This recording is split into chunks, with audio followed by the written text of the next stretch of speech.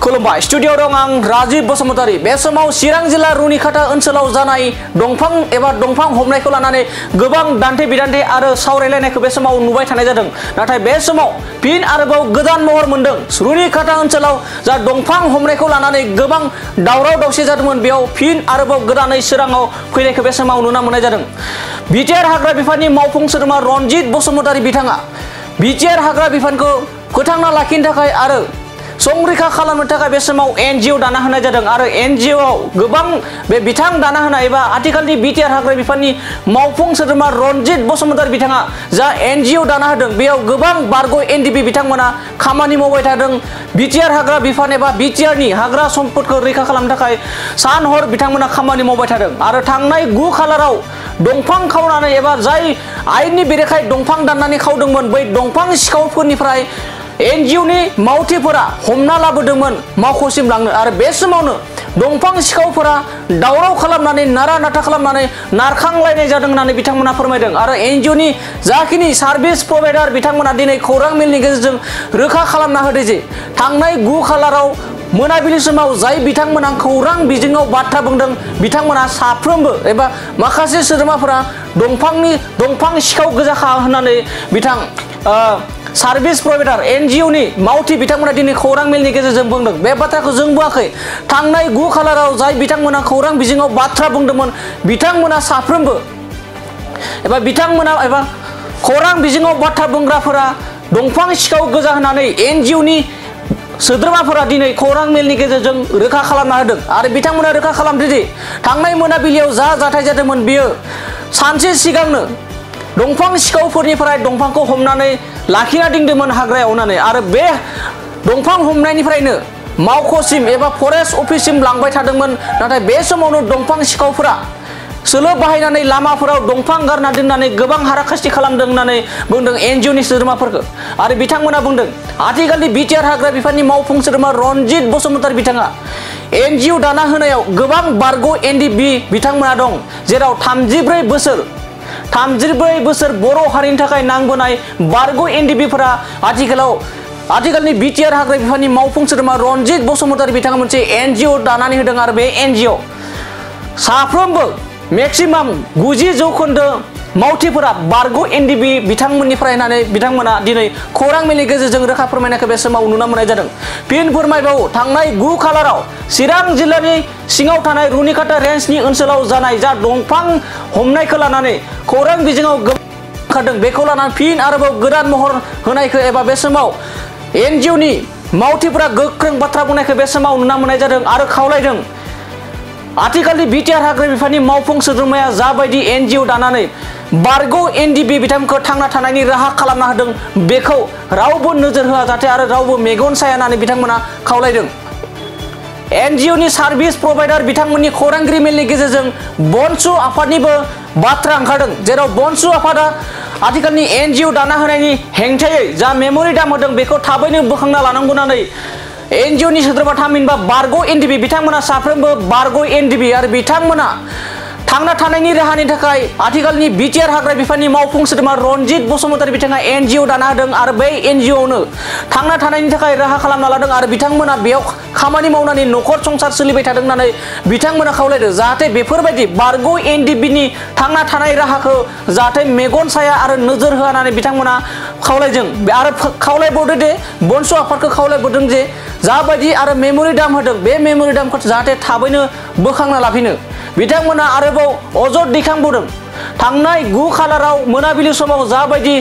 खौरां बिजोंनि गेजेरजों बाथ्रा बुंदोंमोन आरो जाय बिथांमोना खौरां बिजोंखौ लाना फैदोंमोन बिथांमोना दंफां सिखाव गोजासोमोन होननानै रोखा फोरमायदों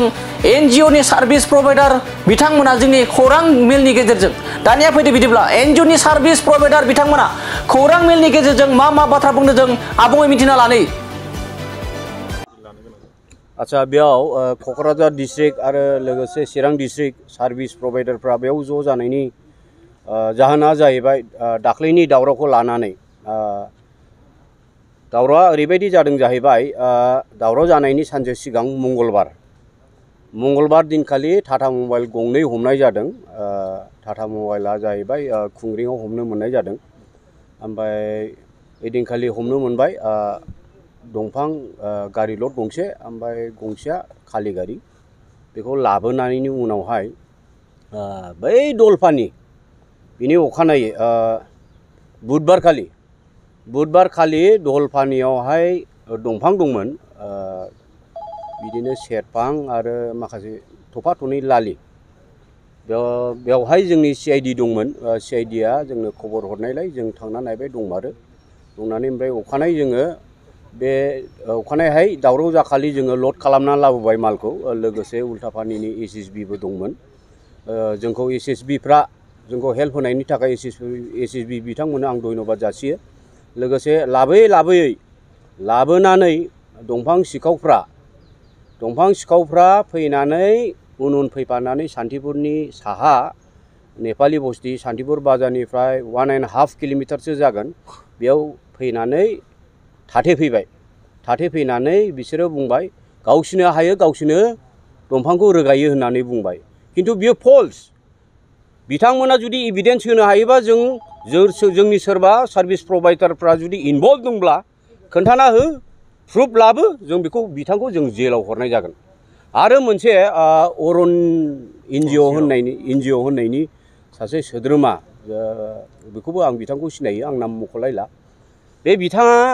दंफां हमनायाव जोंजोंसो मदद होनांगौमोन जोंखौसो हेल्प खालामनांगौमोन बोरै दंफां सिखावफोरजों थाफानानै बे एटाक खालामखो थार गंसे दं थाराथ' दंफां सिखावनिसो दंफां सिखावफोरजों थाफानानै बोरै बियो सार्भिस प्रभाइडारखौ हाग्रा रैखाथि होनांगौखौ बोरै बियो उल्था बिसोरजों दंफां सिखावफोरजों थाफानानै बोरै एटाक खालामखो बिथाङालाय आंथ' मिथिया मालानिफ्राय बियो अरन NGOनि सोद्रोमा जाखो आं बेखौ मिथिया आरो किन्तु बिथाङा मा खालामबावबाय 1-1.5 घन्टानि उनाव गासैबो दंफां सिखावफ्रा सान्तिपुराव फिल्डआव जमा जानानै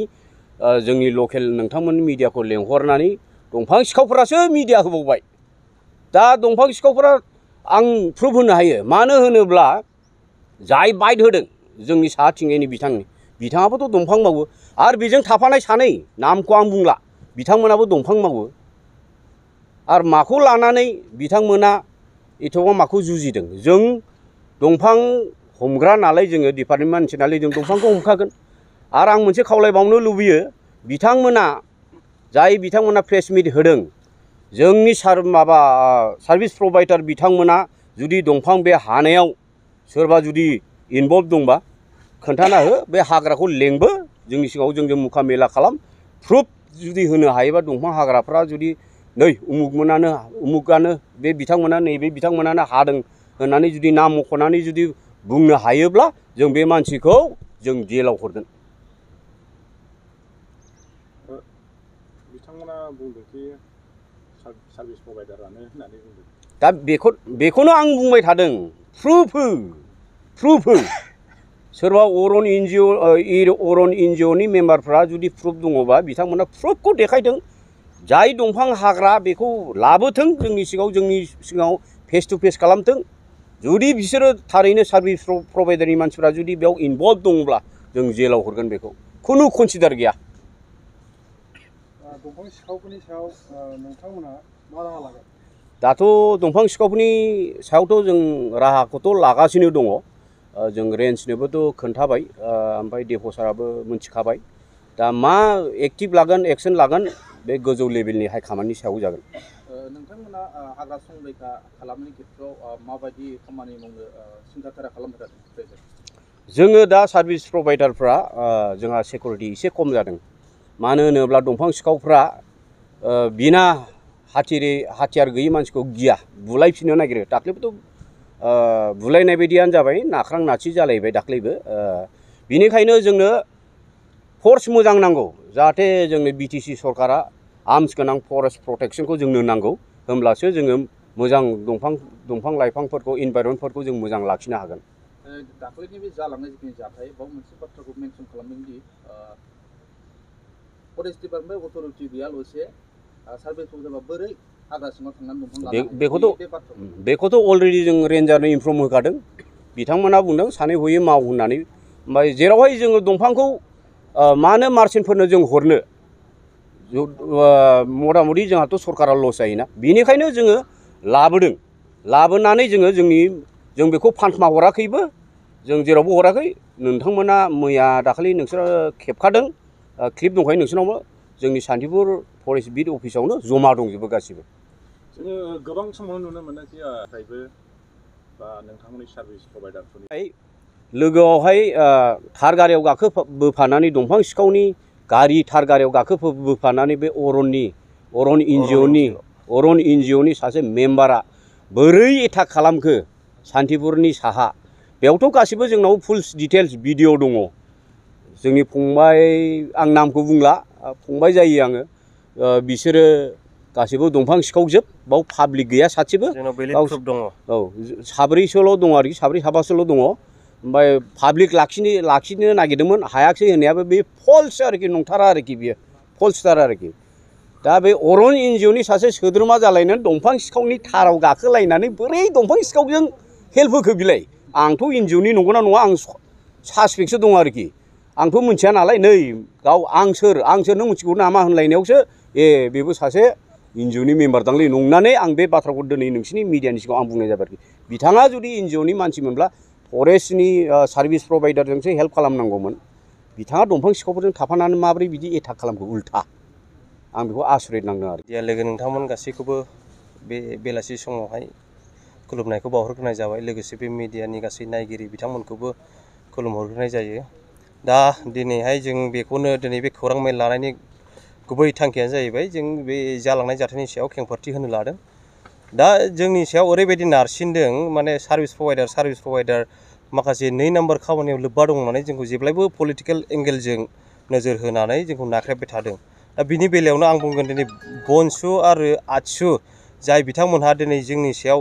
नंखायै सोरनिबा दंफां सिखावनि खोथा लानानैहाय जोंखौहाय सोरबा हाइ कमान्डसिम दिनै सेन्ट्रेलसिम बा स्टेट गभर्नमेन्टसिम बा जोंनि दिनै जाय CM प्रमद बर' बिथांनिसिमबो बिथांमोना मेम'रेन्डाम गारदों जे सार्भिस प्रभाइडारा बेफोर गासै 2 नाम्बार खामानियाव लोब्बा दं होननानै बेफोरनि सायाव आं खेंफोरथि होनो सानदों सार्भिस प्रभाइडार हिसाबै दिनै जों एक्स NDFBनिफ्राय फैनाय दा जोङो बिटिआर एकर्डनि उनाव बिटिआर एकर्डनि दफा बायदियै एक्स NDBफ्रा गाव सुंथा मोनफिननांगौनि थाखाय जे फेरेंगा बिथाङा जोंखौहाय दिनै सार्भिस प्रभाइडार मोनसे दंफां होबथानायाव हेफाजाब होनो थाखाय फरेस्ट डिपार्टमेन्टजों बेयावहाय जोंखौहाय इनभल्भ खालामनानै दोनदों दा बिनि बेलायाव ओरैबायदि नोजोर होयो मानसिफोरा जोंखौ जे जोंसो गाज्रि मावदों खिन्थु जोंनिफ्राय बेयाव खुनु इनभल्भ गैया सार्भिस प्रभाइडार हिसाबै जोङो दिनै एक्स NDB जोङो दिनै दानसेयाव 8,000 दरमाहा लानानै जों दिनै गावखौ फोथांनानै दङ दा बेखौ जुदि मेगन सानानै जोंखौहाय बेन खालामनो बा जोंनि सायाव गाज्रि नोजोर होनाया बेयो जोबोद अयनाय बेनिखायनो दिनै बनसु बर' माहारियारि फरायसा आफाद आरो आत्सु ट्राइबेल फरायसा आफाद बिथांमोना गोथौयै सिन्था खालामनाया मोजां NDBनि सायाव जोङो दिनै NDB हिसाबै नोरजियानि समान जे समाव जोङो रां खामायनांगौमोन बा सोलोंथाइ लानांगौमोन बे समा जोंनि थाखाय बारग'लांबाय बिटिआर एकर्डनि उनाव जोङो दिनै बे फिसा खामानिखौ मावनाय जादों बेयाव बिथांमोना जोंखौ मददसो होनांगौ जुदि दंफां गनाय बा इलिगेलखौ बिथांमोना मोनदोंमोनब्ला बिथांमोना डिपार्टमेन्टेलि नारसिननो हागोन बेयावहाय सोरबा फेरेंगाया सोनाय बा UPPLआ सोनाय होननानै सार्भिस प्रभाइडारनि सायावल' नारसिननाया बियो बिराद गोरोन्थि होननानै जोंनिफ्राय जों सानो आरो दा जोंखौ मेगन सानाय मानि बारग' NDBखौ मेगन सानाय बारग' NDB होनोब्ला गोबाव बोसोर NDB हिसाबै हारिखौ सिबिबोदों हारि रैखाथिनि खामानि मावबोदों दा बिथांमोना बे बाथ्राफोरखौ दिनै साननैसोआवनो पलिटिकेलि नोजोरजों नायनानै बावलांनो सानबाय नामा बियो गोरोन्थि दा बिनिखायनो आं दिनै खावलायहरगोन बनसु आरो आत्सुखौ जायफोरा दंफां सिखावफोरनि खोथा लानानै दिनै जोंजों जेबो सावरायालासे जोंनि जेबो खोथा मिन्थियालासे बिथांमोना जे बाथ्राफोरखौ बुंदों बियो गासिबो नंखाय बिनिखायनो बिथांमोना जाय मेम'रेन्डाम होदों बिथांमोना बोखांनानै लाफिननांगौ आरो जोंनि इयुनखौ बिथांमोना साननांगोन दिनै एक्स NDB हिसाबै जों नोरजियानि समान जोङो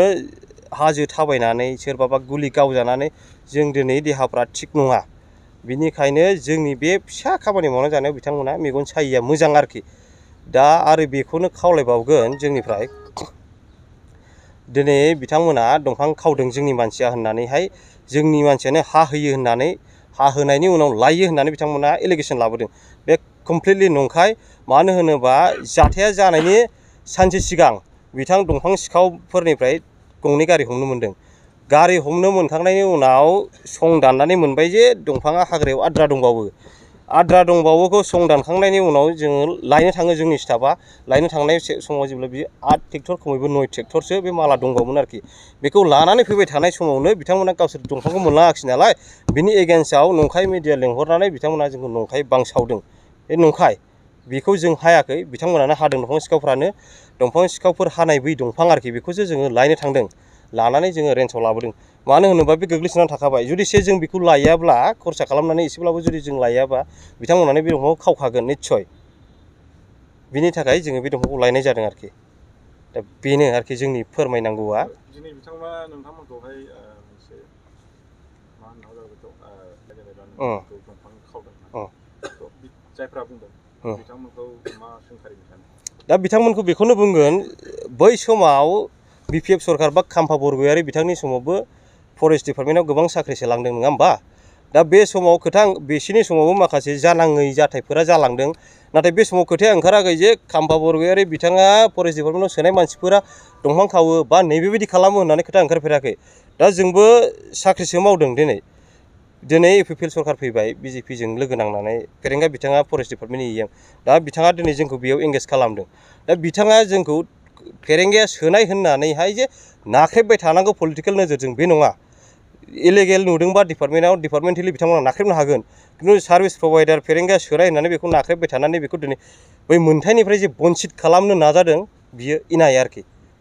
बे थासारिखौहाय मोजाङाव लाबोनो थाखाय सोरखारखौ मा खावलायगोन थासारिखौ दिनै जोङो सिगां समफोराव 100आव 90% दंफां सिखावा सोलियोमोन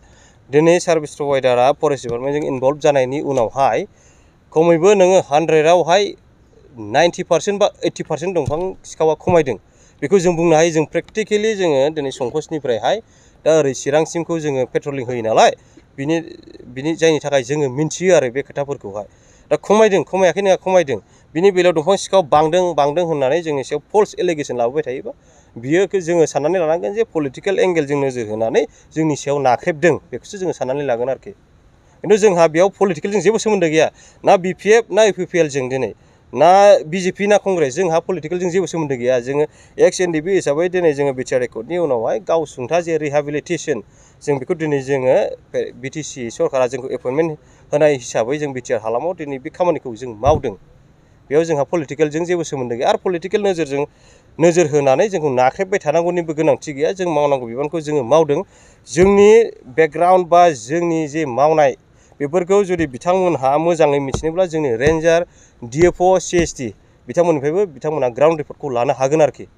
बेनो बङाइगाव सापागुरि र'डआव थानाय मेगना हुन्डाइ श'रुमा लानानै फैदों नोंथांमोननि सेराव फुजानि स्पेशेल अफार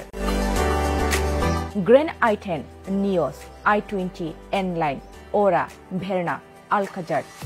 बेफोर समायना गारिफोर फुजानि स्पेशेल अफारा फैगौ 30 सेप्तेम्बरसिम थागोन 50,000सिम गारि लानानै गारि अफार नोंथाङा मोनफुंनो हागोन